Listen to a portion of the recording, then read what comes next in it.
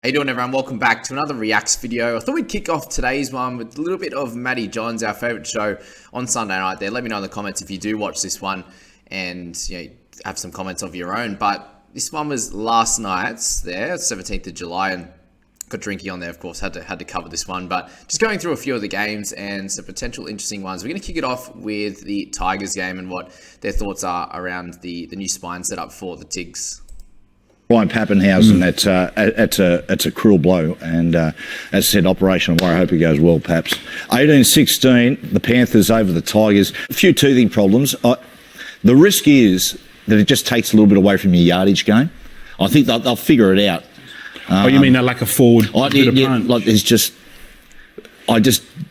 think it worked the way they thought it was going to, but they might tinker with it, and the more he plays there, the more.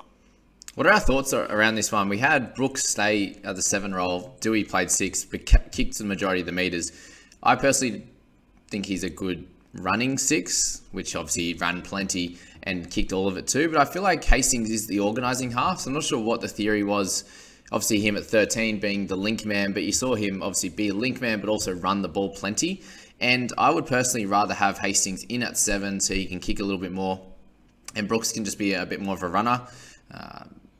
Look, again, it was first game. They did lose up against an understrength Penrith side, but generally, definitely agree with what Matty John's saying about, it definitely has some potential to work, but also might have some teething problems as well. I think you'll find the balance between being a runner and a ball player. Yeah. There was an element of that. But it was a good effort from the Tigers. But Fisher Harris was Fisher Harris. And there was one thing that disappointed me about this game. Yep. Was the fact that Fisher Harris didn't get a banner to run through. It's his 150th game. Yep. Ended up scoring a try, but unfortunately didn't get a banner to run through. So I know, was it because it was a away game? That's probably why. No. Because actually, have a look. I got footage. This was the earlier game. They had the kids playing. This is this kid. So he said he can't do it. So they decided. Poor kid. Right, we'll move on to the next game there. Tim Sheens, Benji signs a 5-year deal. Tim Sheens 2 years. Benji takes up for the next 3. I'm going to say, congrats to this one. I was speaking about it a little bit yesterday, but it's all confirmed that Sheensy's going to coach for the next 2 years, and then Benji's going to take over from that. So he will be the assistant coach up until that point. I think it's great. We get to see, if we're looking at all the coaches that are out there at the moment, those that have lost their job previously or those that could come in and take over, there's really not many. And if you're going through that merry-go-round of, okay, we're just going to hire a different guy for the sake of it being a different guy who hasn't really worked elsewhere, for example, there's a bunch of those coaches that have been at the helm of the mid-tier to lower-tier sides and it hasn't worked out. So you could give them another try in a team and a club that's been struggling a lot in the Tigers, or you can, obviously go back to the well with Sheensy is what they're doing there. To some, they've had some success before, but blooding one of the new guys, and Benji's going to be that guy. You saw what happened in Origin with Slater. A great mind in the game. Benji is another one of those smart, great minds, and there's no harm. I don't think there's any harm in them giving him a chance, because what they've done the last 10 years has not worked out. So I think it's a great opportunity for Benji. So I just want to say my congrats to him on that one. I like it. Yeah. 2 years, Benji getting tutelage off Sheens, the old master. Then he takes over. I think Benji very good tactically. I think he'll handle the pressure of it, and I like it. It's a different model. I just like it. I think it's better doing it this way than going to the recycle bin. Well, it hasn't worked. It hasn't worked the last 15 years. 17 years since 2005. So okay, I want to talk about the Tamalolo trial. Let's watch it again and go through the discussion on it, because it's I tried. That was a defining decision.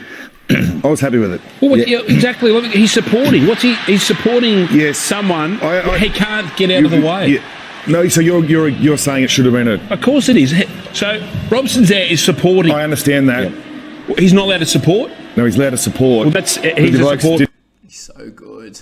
That step, bro, the double right footer, and trying to stop him one-on-one is just impossible. This is what he was doing a bunch of years ago, obviously, and it's good to see that he's had a bit of a stretch like that this year without the injuries. But what are you guys' thoughts on it? Obviously, you see here, Robson's in support.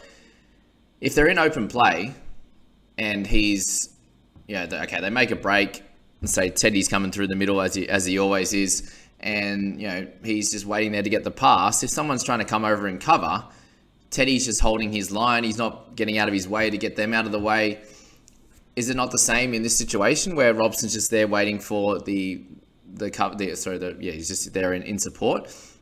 I didn't see the difference. I understand what they're getting at in terms of they weren't able to lay a hand on him, but Smart say that they weren't going to stop him there. Yes, they would have touched him, they would have got an arm around him or something like that, but they weren't going to stop him, and Robson's there in support there, and he's not in an offside position. If he's ahead of Lolo or something like that, like you see in a marker, there's some issues there, but I don't think this was one of those ones at all, and just was obviously a big turning point in the game, which was a tough issue there. We'll just listen to these guys talk through that. I very much agree with what they were saying. Have the opportunity to attempt to stop him. But they were never going to stop him. I understand Brian. that. They were never going to but stop he's him. put himself in a position to support I get that JT. too. That's as a good hooker. That's There's what so many things I get in that. I don't know. Do you? I thought it was a try. If you're supporting every day someone, of the week. it's different if you're standing offside. Correct. But when someone makes a break, And Yeah. they were never going to stop him. they weren't going to stop him. No. Just do, But I can see why they pulled it off. I can't see why they pulled it up. Yeah. Simple footy, obviously, is similar to a lot of the obstruction ones. Like, well, they were never going to get there, but letter of law. I understand that this was by the law. I'm okay to cop that, but surely that one, it's not one you see very often when they're actually just in support there. They make a break and they call it back for that. So, very interesting one there. We'll move on. I'll just go a little bit now on Drinky. A little bit of him talking here about the Storm system and why it was so great, and a little bit around him trying to fight for his position in the number 1 jersey there. even get a start, to get a jersey. Well, it brings the best out in you, and it definitely helps the Melbourne Storm organisation as well, I guess, because they see who really wants it and who doesn't, and if you don't want it, they just flick you off. So turn up every day and they're your best mates and train against them. It's always good, and it's what you want training wise if you're in pre-season. You went to the Cowboys. When you arrived there, Drinky, it's a difficult time in the club. Thurston's retired, post-Thurston era. Michael Morgan's getting towards the end. He's carrying injuries. Paul Green, he's about to finish up there. Was there a time there where you're thinking, I've made a blue here, or maybe you've gone to the wrong club? No, just because I know how big of an impact the club is on the community up there. That's what was always, I knew that, one day we'll, become, a good team again. I just had faith, and I guess it's a big, powerful club. It's the only one in North Queensland. So, no, I never had any regrets. What about 2022 going in? And don't take this personally. I thought you were in a real battle to get out of the bottom 4. What was the off season like? For you blokes to just come out of the box and play the way you are? It was tough, grueling. Every day was different. We didn't know what to expect coming in. Some days we'd walk into training and get told we got 5 minutes for our joggers on to go run up Castle Hill. So it was all just mind games, just to make us, mentally stronger, and I guess just being able to transition to whatever happens, just next job. And that's what we've been really good at this. Doesn't that sound like the Melbourne Storm system? Wow. Just building resilience, building mental fortitude. Sounds exactly like that team there. And it has been very similar to that in terms of next man up. Make sure everyone knows their role. They're ready for anything. And you can see that this year in the Cowboys, which, again, what Matty said, I expected bottom 4. I had them second last, third last in my picks. So been amazing to see how they've gone this year. I think is just transitioning from attack to defence. You weren't selected for the first 4 games, Drinky. What was it that Todd was looking for that you weren't giving him? I hurt my shoulder. I didn't get to train much in January, and I guess Tommy and Hammer just got the jump on me a bit. I guess the way Tommy goes about his business and the way he plays the game, Toddy just loves that. His team first, kick chase, makes his tackles. So, I just gave him a bit of a head start during the pre-season, and it hurt me. You've always been a player with a lot of talent. I've seen you play a lot of Queensland Cup, but this is your breakout season, without a doubt. Where's your head at? I mean, why this big spike in form? I just don't think I'm over-trying anymore. I feel like I don't have to try and do more than what I was trying a couple of years ago when we were losing, and you try a bit harder and things start to go a bit worse for you. I can just kind of focus on my job and I know what Todd wants from me, and I guess not getting picked in the first. It's crazy, eh? Clear plan, confidence, knowing that everyone just has a clear job. It's funny what happens when you're struggling a bit and you just start overthinking, you overtry. When they say overtry, it's more overthinking. You're like, oh, I need to.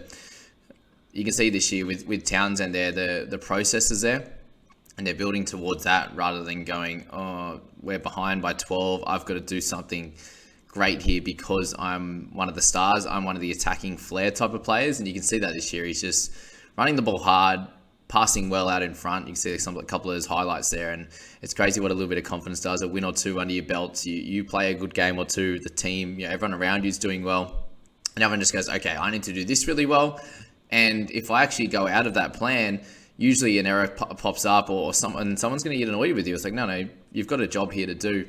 This is what you need to do. I experienced that heaps in cricket, for example, where you start to, if you're not going as well, the team's not going as well, you really start to overthink, I need to get a wicket this ball, I need to score plenty of runs here, otherwise the team's going to fail kind of thing. And very tough in a team sport when everyone starts thinking that way. It just doesn't work out. So yeah, very interesting one here. We're going to move on to NRL 360 now. A couple of things to go through there before we finish up this video. This bit's going to be a little bit interesting. We're going to talk about the contract situation between over at the South. So they've lost Reynolds now. This is a pretty important year. It's going to be to re-sign Cookie, Latrell, and Cody Walker. So it'll be interesting to see what they do. Let's hear a little bit of discussion around this. Resist it, could you, Kenny? It's the truth. Where's his contract at now? I'm hearing out of South that a lot of their stars are off contract at the same time. Going to be hard to fit them all in. Where are they at with Latrell and then Cody, I suppose? Well, they've started talks with Latrell. It's very early stages, but they obviously want to keep him. They're talking like a 2 or 3 year deal for Latrell, but obviously him and Cody are intertwined a little bit. They've got the same management. Last time they did the deals, they aligned the deals. I would have thought the issue they might have is that, Cody's early 30s now. Latrell's in his mid-20s or so. They're about doing it again though, Reedy, aren't they? Well, they are, and that's going to be their issue because I would imagine they want to tie Latrell down for 3 or 4 years if they can. But if Cody's realistically, you probably only want to give Cody 2 years at this stage of his career. So that's the little thing they've got to navigate with it all. And Damien Cook's obviously the other one because they've got to handle his contract negotiations. Gee, how things change. Everyone's singing Cody Walker's praises last year, the best 6 in the game, and now they're like, oh, let's just give him 2 years. What does Walker need? He needs an organising 7. Illis is young, so you're not going to get that particularly this year. The only guys that have kind of come in and done that straight away of recent time are those like Daly Cherry Evans, Benny Hunt, and even Cleary had his trouble, but he did come in as a nice organising 7. So yeah, and they're going to talk about Cook here. I think it's a bit silly. And Lachlan Ilias. The problem for that as a deal going ahead is that Cody's such a different player with Latrell on the side. Exactly. So, but that's smart management then. Smart management, but it's poor management by South, so they get roped into it. That's a good point. Yeah. See, because they're so good together, the management's leveraging that as you would. Yeah, it's quite a smart play. Yeah, look, in relation to Damien Cook, they've got a real balancing act on their hands because Damien Cook is still signed for next season, but he wants another 3 years on top of that. So I think the club will probably try and offer 2 years and then with the perspective of keeping him around the club. Yeah. This is the other thing. He's obviously a good young kid who is coming through. So they have got quite a balancing act in relation to how they try and keep the nucleus of those superstars together. Yeah, well, if they pay overs for all those, well, we shouldn't say overs. Latrell's never going to be overs. They're going to pay top dollar for them. Top dollar. Well, the good thing with Latrell is he doesn't want to go. You can see how much. You need to pay top dollar what they're worth for those guys. Who are they going to get? Who else are they going to bring in? Like that Cook one's interesting. I don't know what you guys' thoughts are on Cook. I've had a few people after that Origin, a few friends, bits and pieces say that he's past it. He's been bad all year. I don't understand.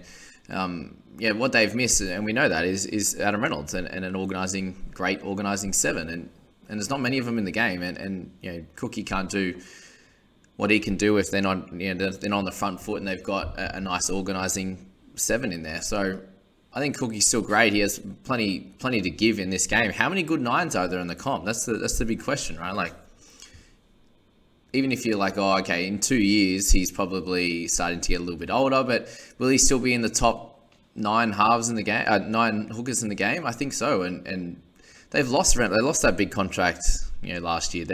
They've lost a few of their bigger contracts. Why do they not have the cash to sign any of these guys? I don't know what the theory is there.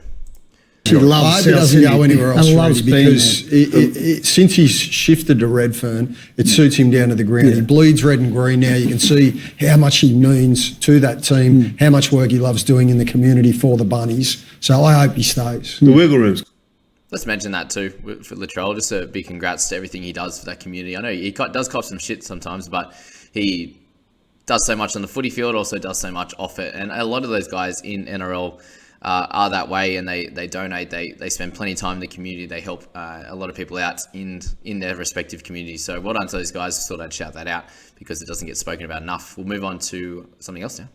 I just don't think it's there now. But you don't think the Brandy and Freddie doing the same thing? No. Or you don't think it's a different generation? I think they're trying. You think it's the coaches, or you think it's... Well, Braith, all I Because can see is from outside is what I'm hearing, that they want to play, that they want to play elsewhere. That's one of the great blunders of the Origin series was leaving Jake Trebojevic out of game one. Exactly. Because he bleeds that jersey. He is one guy who you could never They all should bleed. make That's the that. thing, But he's one guy you could never I doubt. totally you could never agree. make that allegation That's the question. against. So talking about the whole Blues thing, and they're not in love with the jersey as much as Queensland is and stuff like that. I think it's a bit stupid. Obviously, guys like Andrew Johns, you saw his his sadness, his annoyance at the end of that game. Like he's someone that is just he's over the top on that. Not in too much, but he's on the end of I completely bleed blue, and I completely understand that. And there's guys that don't show that. How many people do you know that have plenty going on inside or plenty of feeling and stuff like that, but they don't show that to the world? There's heaps of those guys. Johnsy's someone that wears his heart on his sleeve. So yeah, I think that's a silly one. They're obviously talking about Victor Radley deciding to play for England, and all power to him. If that's what he feels like he should do, then he should. He's definitely would be good enough to play Origin and play for Australia down the line. But if he wants to play for England, good on him. It's great for the game too. Like that World Cup's going to be pretty sick. I just thought it was very interesting that they're talking about the Luais and that wanting to play for Samoa and these types of obviously the tier 2 nations where they can try and play for both, whether it's Origin and that.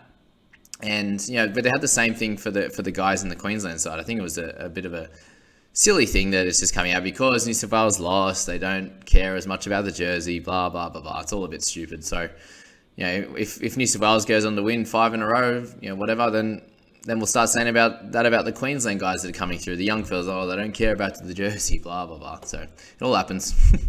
The tailor-made entitled still to rest their players and do whatever they want. We thought it wasn't respectful, but it got us up, which helped us as well. It's something that you got to use as a coach about how you get your players up.